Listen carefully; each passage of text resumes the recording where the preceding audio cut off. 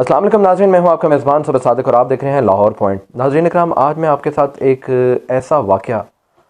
Share करने जा रहा हूं कि जिसको सुनने के बाद आप तमाम के हो सकता है रोंगटे खड़े हो जाएं।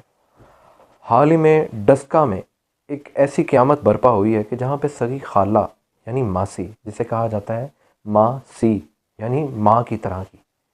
उसने अपनी सगी भांजी को बड़े लाडों से, बड़े चाव से ब्याह के अपने घर लेके आई। अपने इकलौते बेटे की उसे बहू बनाया और वो जो इकलौता बेटा है वो 6 बहनों का इकलौता भाई है। नाज़रीन इकराम, ये स्टोरी है एक कदीर नामी शख्स की, जो कि सऊदीया में मेहनत मजदूरी करता, और उसका कसूर ये था कि जब उसकी शादी उसकी वालदा ने अपनी बहन की बेटी के साथ करवाई तो वो उस लड़की के साथ बेपनाह प्यार करता था, और प्यार भी ऐसा करता था कि इंतहा करता था प्यार की। उस शख्स ने अपनी बीवी को शादी के बाद अपने पास सऊदीया बुला लिया, और उसकी जो बीवी थी वो सऊदीया से पाकिस्तान आती जाती रहती थी। और जो सास थी उसको सिर्फ़ और सिर्फ ये तकलीफ़ थी कि हाँ, जो प्रेसिडेंसी या जो मकाम मुझे मिला है वो ये कल की आई लड़की को क्यों मिला है। तो नाज़रीन करम, होता कुछ यूँ है कि सास जो है वो बिल्कुल एक जगह पे आके, एक मकाम पे आके वो भूल जाती है कि ये अगर इज़्ज़त पा रही है तो ये मेरी मरहूम बहन की बेटी है। अगर ये इज़्ज़त पा रही है तो इसमें इज़्ज़त मेरी है क्योंकि ये मेरी भांजी है। अगर ये इज़्ज़त पा रही है तो ये इसमें मेरी तरबियत है जो मैंने अपने बेटे को दी है कि औरत ज़ात की इज़्ज़त कैसे करना है। अगर उसके जहन में सिर्फ़ एक ऐसा तूफ़ान था, जो तूफ़ान था ये कि आखिर ये होती कौन है मेरे बेटे को मुझसे खींचने वाली। होता कुछ यूँ है कि जो ज़ारा नामी लड़की है वो 15 दिन पहले अपने शोहर से होकर सऊदीया से वापस आती है, और शोहर जो है उसके हाथ में 15,000 रियाल और कुछ तलाई ज़ेवर, जो कि गालिबन कहा जाता है 15 से 20 तोले सोना होता है, वो अपनी बेगम को दे के भेजता है। अब सास को इस चीज़ की तकलीफ़ होती है कि आखिर ये होती कौन है, मेरे होते हुए मेरे बेटे ने मुझे न दिया, इसके हाथ में थमा दिया। लेकिन नाज़रीन इकराम, उसके दिमाग में एक ऐसा शैतान आता है कि वो जनाब उसकी जान की दुश्मन बन जाती है, और जान की दुश्मन इस तरह की बनती है कि वो ना सिर्फ ख़ुद बल्कि अपने साथ उस बुरी दलदल के अंदर अपनी बेटी को भी शामिल कर लेती है, और बेटी के साथ साथ अपने नवासों को भी शामिल करती है। तो होता यूँ है कि वो अपनी बहू को कत्ल कर देती है, और कत्ल करने के बाद उसका अंदर का अंगार ख़त्म नहीं होता। बाकायदा जैसे कसाब के बड़ी ईद पे हमारे यहाँ बुगदा और टोका और छुरियाँ आती हैं, इस तरह से वो जनाब वो तमाम का तमाम आला, तेज़ धार आला जो है वो तैयार करवा के बाकायदा अपने घर में रखती है, और अपनी बहू को 3 हिस्सों में काट देती है। उसके चेहरे को उसके वजूद से, उसके धड़ से अलहदा कर देती है, उसके धड़ को उसके लोअर पोर्शन से अलहदा कर देती है, उसकी कलाइयों को उसकी बाजुओं के हिस्से से अलहदा कर देती है, और फिर अपने बेटे को फ़ोन करके ये कहती है कि तेरी बीवी जो है वो अपने आशना के साथ भाग गई है, और ना सिर्फ भाग गई है, वो तेरा कुछ तलाई ज़ेवर और रकम भी लेके अपने घर से रफू चक्कर हो गई है। अब शोहर जो है वो नहायत प्यार करने वाला होता है, तो वो अपने ससुर को फ़ोन करता है, जो कि इस लड़की का बाप है। लड़की का बाप होने के साथ साथ वो शख्स जो है वो पुलिस का मुलाजिम भी होता है, और वो उसको कहता है कि मामू जी, इस तरह से मुझे घर से कॉल आती है और कहा यह जाता है कि जनाब मेरी बेगम के साथ ये सारे का सारा मामला हुआ है, मगर मुझे यकीन नहीं आ रहा, तो आप खुदारा जाएं वापस, तमाम बात को देखें, और अगर आपको समझ नहीं आती तो मुझे बताएं, मैं अगली ही फ़्लाइट से वापस आता हूँ। जनाब लड़की का बाप जो है वो जाता है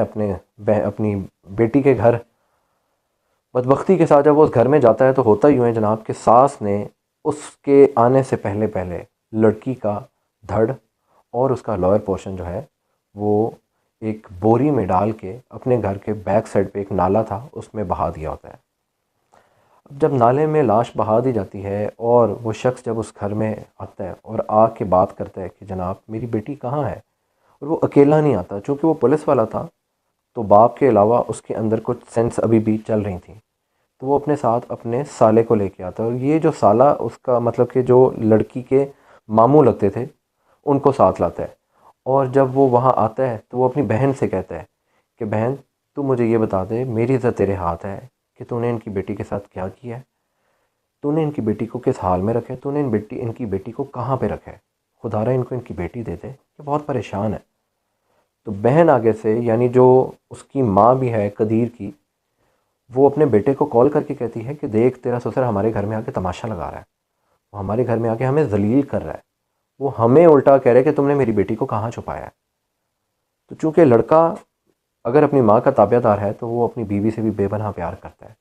तो होता कुछ यूँ है कि वो अभी भी अपने ससुर से कहता है कि मामू जी आप अपनी तसल्ली करें, मैं अगली फ़्लाइट से वापस आने की करता हूँ। नाज़रीन इकराम, एक तरफ से कहा यह जाता है कि वो लड़का वापस आता है, और वो जैसे वापस आता है तो वो देखता है कि नाले के अंदर कुछ लोग जो हैं रेस्क्यू टीम के हमरा उसकी बीवी को ढूंढने की कोशिश कर रहे होते हैं। तो वो ज़ारो कतार रोता और चिल्लाता हुआ कहता है कि कोई भी शख्स आगे मत बढ़े, वो मेरी बीवी थी, वो मेरा प्यार है, वो मेरा सब कुछ है, मैं ख़ुद उसकी लाश को पकड़ूंगा, मैं ख़ुद उसकी लाश को ढूंढूंगा,